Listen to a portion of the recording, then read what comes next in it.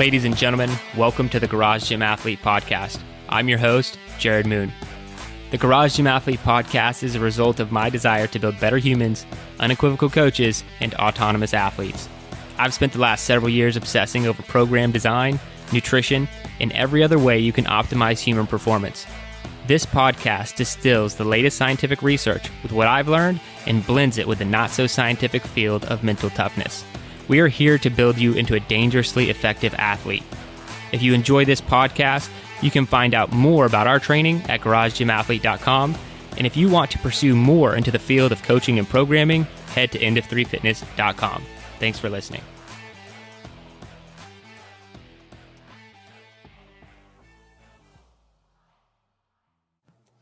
All right, ladies and gentlemen, welcome to the Garage Gym Athlete Podcast. Jerred Moon here with Joe Courtney. What's up, Joe?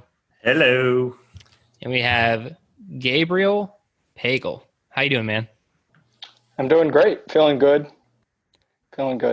Awesome. Well, we were talking about it before we started because we've been talking a lot about Joe's beard, but I wish you guys could see Gabriel's beard. It's like, that's awesome. I'm so proud of you. It's braid worthy. It's really awesome. It could braid. In the holidays, I put little baubles in it and stuff. That's fantastic. That's really awesome. Well, I guess I'm growing mine out till the holidays, so I can do that. Yeah. Well, I'm really excited to get to this interview, man. I know you've been around Garage Gym Athlete for a long time. I'd love to talk about your experience, but also just learn a little bit more about you. So I'm going to throw it to you right here from the start. You know, what do you do for a living and how do you train? I am actually a stay-at-home dad. I homeschool my kids. I did education for 10 years, high school education. And then my wife got a really cool job in child and adolescent psychiatry out here in Utah. And so we moved, and I decided I'd rather educate my own kids than educate 30 or 40 kids in a classroom anymore.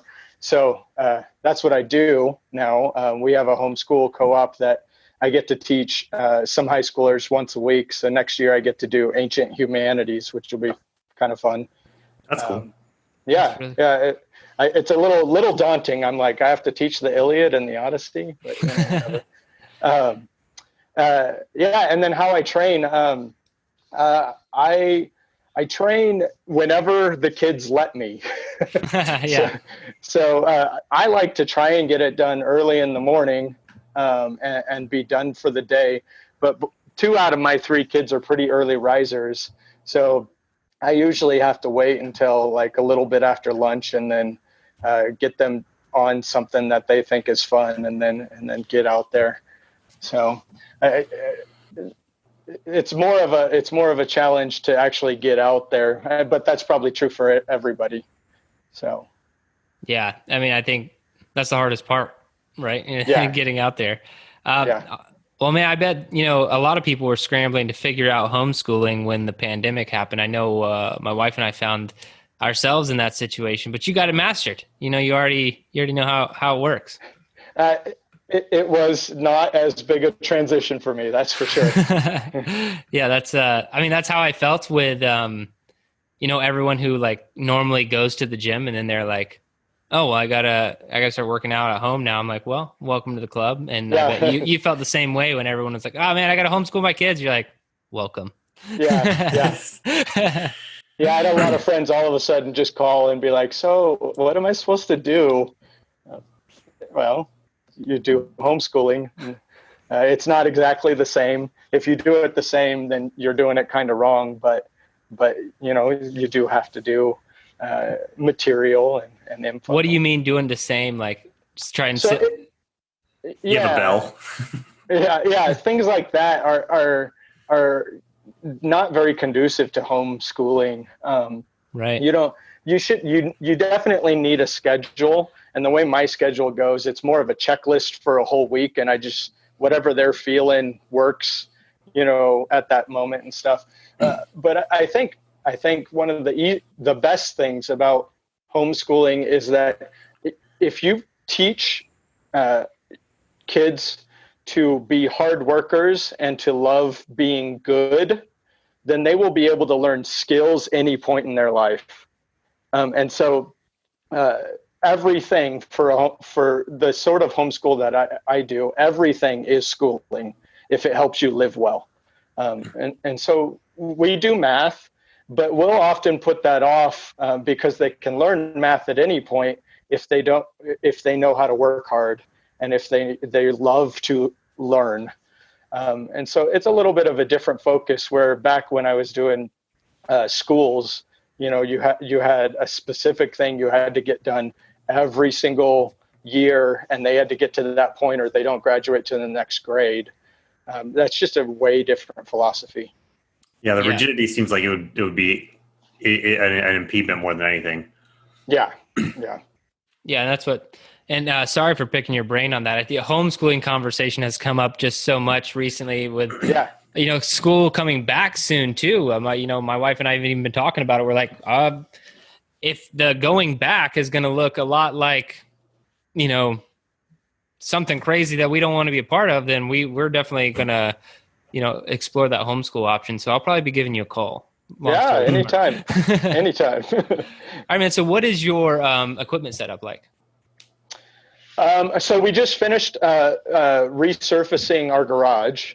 It was all cracked up and all that kind of stuff. So now I feel like I have a Disneyland garage now, because it's flat and I can actually like clean on it and stuff like that. But so I've got a squat rack that I got off Facebook Marketplace a long time ago, like when it was brand new. And then we've got probably about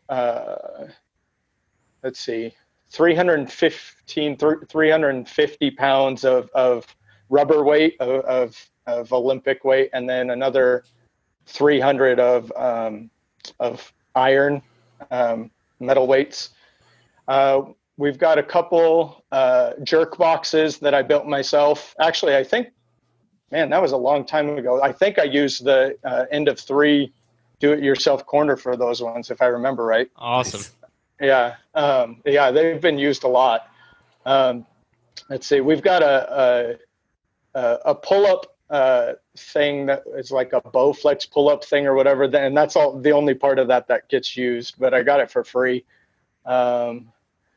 We've got a rower. I've got a really cheap Airdyne-like bike, like super cheap. It doesn't even have a computer, but I love riding on it. So like today we did the 50 minutes zone 2 cardio. I used that the entire time. The rower? No, the cheap Airdyne bike. Oh, I was going to say the rower. That'd be terrible. No, that would not be fun. But I like using it, but there's no computer. So half the time I'm just like, I did it and check off on the thing that I did Right. 50 minutes. Let's see. We've got a lot of stuff hung up now that we resurfaced the garage. I've got it all over the wall, using hooks and different things, and that's great. Set up. My wife has recently, like, she's kind of done some garage gym stuff with me in the past, but now she's on the program herself doing the 30-minute one. And so we're looking to get a fold-up squat rack for her, for us to do stuff at the same time. That'd be really cool, but we don't have that yet. And then I got some kettlebells, stuff like that. Sounds like a pretty good setup. Yeah, it's nice. That's awesome. And so what was the big reason behind starting a garage gym? To be honest, I think people get in the way when I'm working out. and so my wife, I've always been some sort of exercise guy. I used to play soccer quite a bit. I have always just like sort of being in shape and all that. And then my wife started doing CrossFit when we were back in Southern California, and I'd go every once in a while with her. But it wasn't my thing because there's just too many people. That's not my thing. I like to focus and just get the work done, kind of thing. And she really liked the community of it, which they always, is what they always say. That's what they always say. Yeah. That's the thing. I love that. And so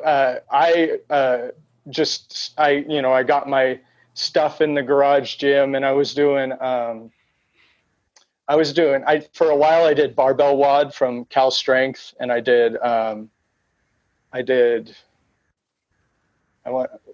can't remember what the weightlifting one that they did was called.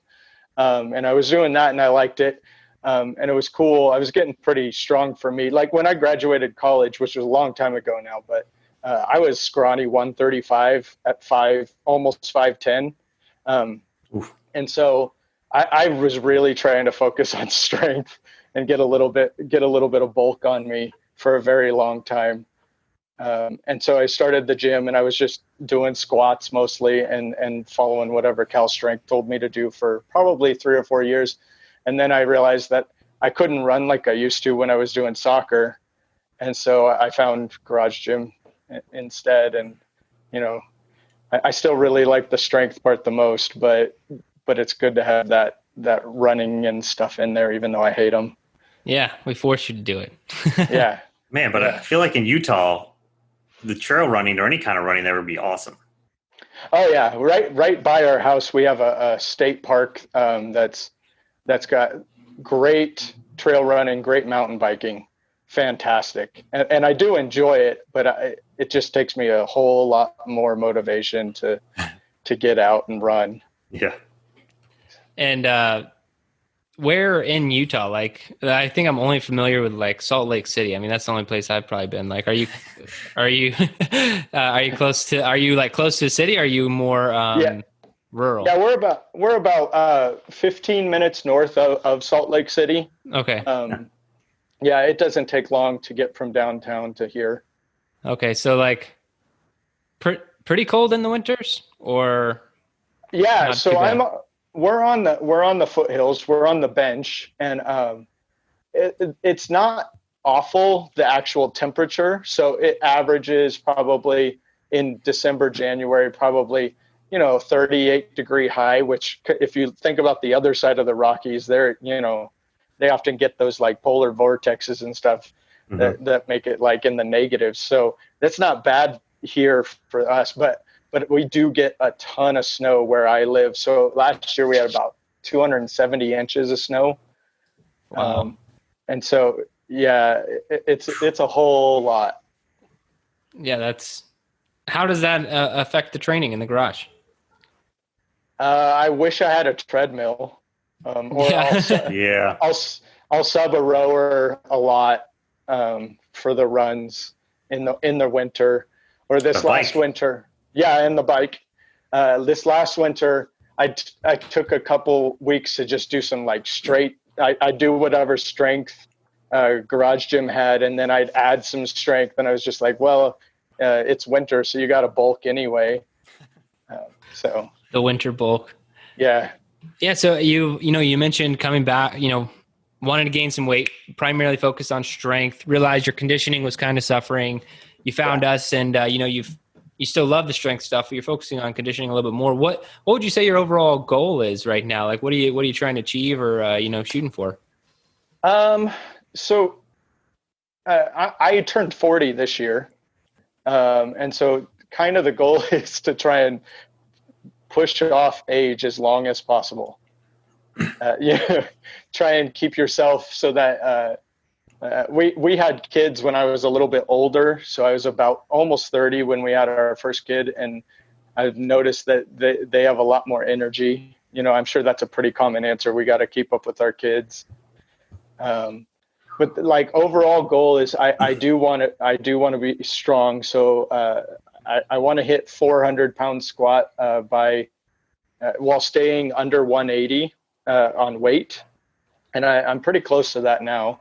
And then I also want to get back to, in the end of college, I was able to run a mile in about 6 minutes and 15 seconds. And now I'm at like 9 minutes. So I'd like to get back around 7.5 or something like that. That'd be cool. That's solid. Yeah. 400-pound squat in 7.5 minute miles. No joke. That'd be fun. Yeah. Yeah. So we're going to have to have you do a cycle of endure or something, man. Yeah. I've been looking at it. Now's the time because you can run outside. Yeah. Right. Yeah. I'll just do it in the winter and then, oh, I can't run today. Oops. Oh, God. Be a lot of air dying. Yeah. Awesome, man. So you mentioned, focusing on strength, but was there anything else pre-garage gym athlete or, garage gym that you were doing or focusing on? Well, like I said, I used to play a ton of soccer. So once I graduated college, I did a lot of indoor soccer stuff, and it was just fun, just for the heck of it. But it is kind of funny because as much as I like to play recreation sports, after you either get people who really just have never done it before, which is okay. I love showing people, hey, this is what it's like and all that. Or you get the warrior who's just trying to relive their glory days and takes it way too seriously. And so, yeah, indoor soccer, there's a lot of like weird pushing and shoving and stuff like that. So I was doing a lot of that, but started to get a little annoyed with it. It's very much more physical and like a lot of quick sprints and stuff. I always preferred the open field soccer because it played to my strengths a little bit better. Right. But indoor was it's completely different. Yeah, very fast. You have to almost like have passed it before it even came to you. Yeah. Yeah, I didn't even know that there were full field adult soccer leagues in my area until I took my kid to soccer practice once, and it was just like this, 100 fields all lumped together or whatever. And I was walking him to practice, and I see like all these like dudes, 30s, 40s, 50s age range playing some very serious soccer. I thought it was like what you're saying. I thought because I watched for a while, and I thought it was going to be like kind of chill, but like guys were getting hurt and like running into each other and like slides. Like I was like, dude, I thought, you're 47. You might just like, not try to get that ball so hard, and you collide with this other dude. But so I see it. I haven't played it, but I saw it, and I don't know if I want to be a part of it. Yeah. I'm probably more on the serious end. Yeah. I'm on the field. Yeah, it's hard being competitive. But I did get hurt a couple times, and I was starting to think maybe I don't want to be around guys that don't know the difference between when we were actually competitive and when we're actually almost 40. Yeah. Right. That's awesome, man. Well, how do you like training in your garage overall? Oh, I enjoy it immensely. Like I was saying earlier, people normally get in the way at gyms and things like that.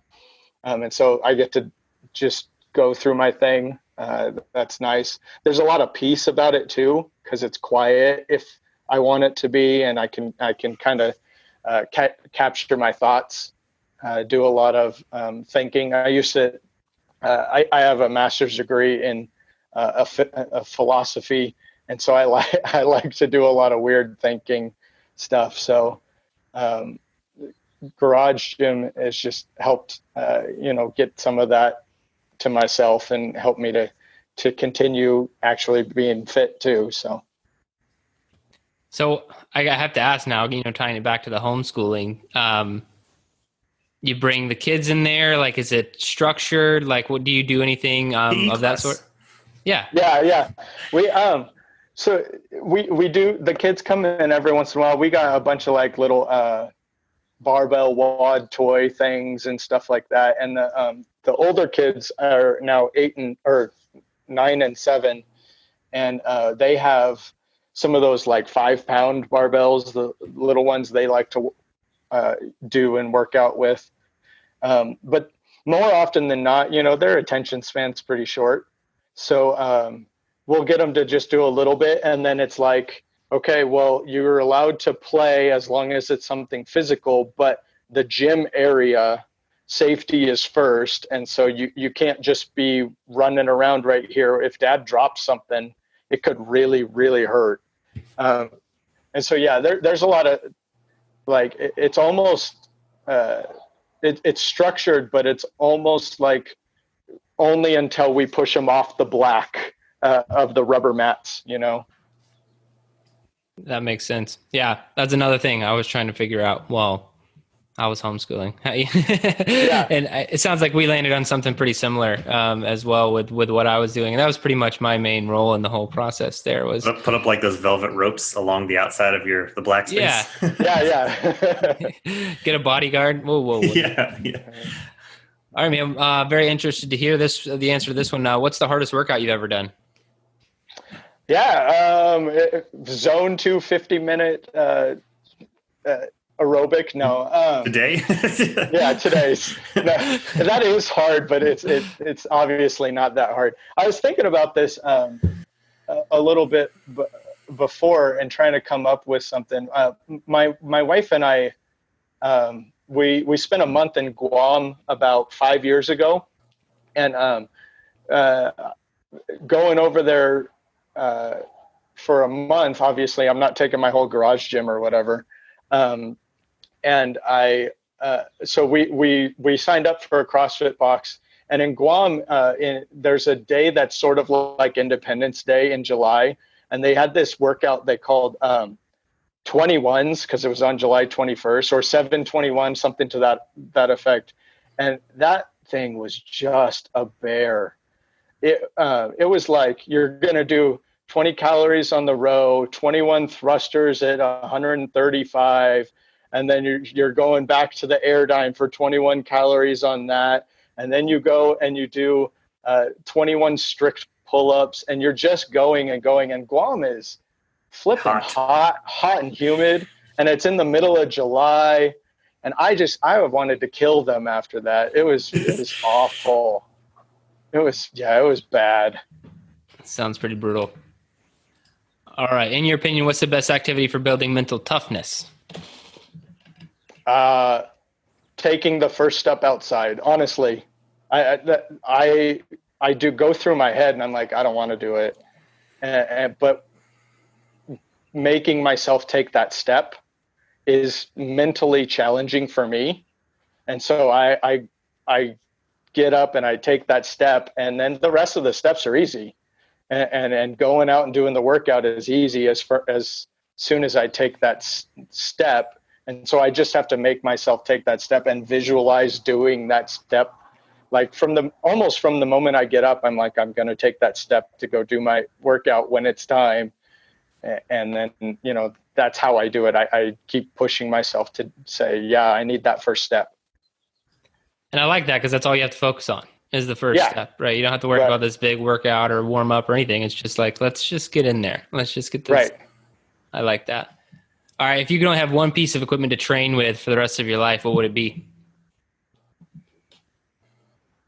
I think there's probably the easy answer, but I think it's the barbell. Just even if you didn't say, hey, you get to have the weights with it or whatever, you can do so much with a barbell and get, you can get a slow tempo to give yourself time under tension, or you can do explosive. Even if it was just the barbell, you can get a lot of stuff done out of that. So that's what I would pick. So price not a factor. What would be one piece of equipment you would want to add to your gym? I would like to have one of those folding down squat racks that has the kipping pull-up bar on it, because the pull-up bar that we have now is just kind of like taking up a huge amount of room, and it's a little short, so I have to like pull my legs up to try and do the pull-ups so that I can be strict, and there's no way I can kip or butterfly pull-up on it and all that different stuff. So I would really like to end up saving some space for some other things by getting one of those like nice fold down racks that has the kipping bar on it. That'd be cool. And then I could maybe do a muscle up. Yeah, the PRX Performance has some nice ones. Fringe Sport has some nice ones. Thought you were going to say True Form. Oh, True Form. Yeah. For the winters. Yeah. True Form, oh man. Yeah, that means you'd have to run more. Those things are expensive though. It's crazy. issue, that might be it. But I don't even know if I could feel good spending that much on something. That's like 3 vacations. Yeah. Well, I mean, that's just a lot of discipline. Don't take vacations for a prolonged period. Right. Yeah. Just to be able to run. Yeah. All right, man. Well, there's a lot of garage gym athletes out there listening to this. What would your best advice for them be?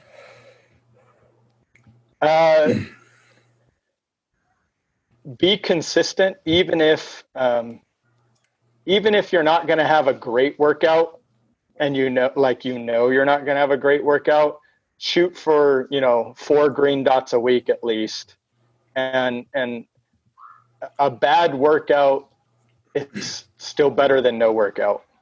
And getting out there, like last week on the for What the Ruck, I did not have time for the whole thing, but I did the buy-in, and that thing kills. So yeah, the buy-in is pretty serious by itself. Yeah, it's pretty serious. So I got something done, and just the getting that done is a lot easier to continue your momentum than it is if you take a break and then the next day it's a lot harder to continue on again or take that first step again. So consistency, 4 green dots.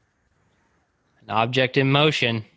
Yep. Yeah, I love it, man. Well, I appreciate, all that you've shared with us today, even the homeschooling tips. Like I said, I'll probably be anytime hitting you up more on that, but I really appreciate everything, man. I appreciate mostly you being a part of the community and spending some time with us today. So thank you so much for being part of the podcast and part of the community, man. Yeah, thanks. Thanks for listening to the Garage Gym Athlete podcast. If you want to learn more, go to garagegymathlete.com. You can learn about our training. Let us send you a copy of our book, The Garage Gym Athlete, or you can even get featured on the Garage Gym Athlete podcast. Thanks for listening.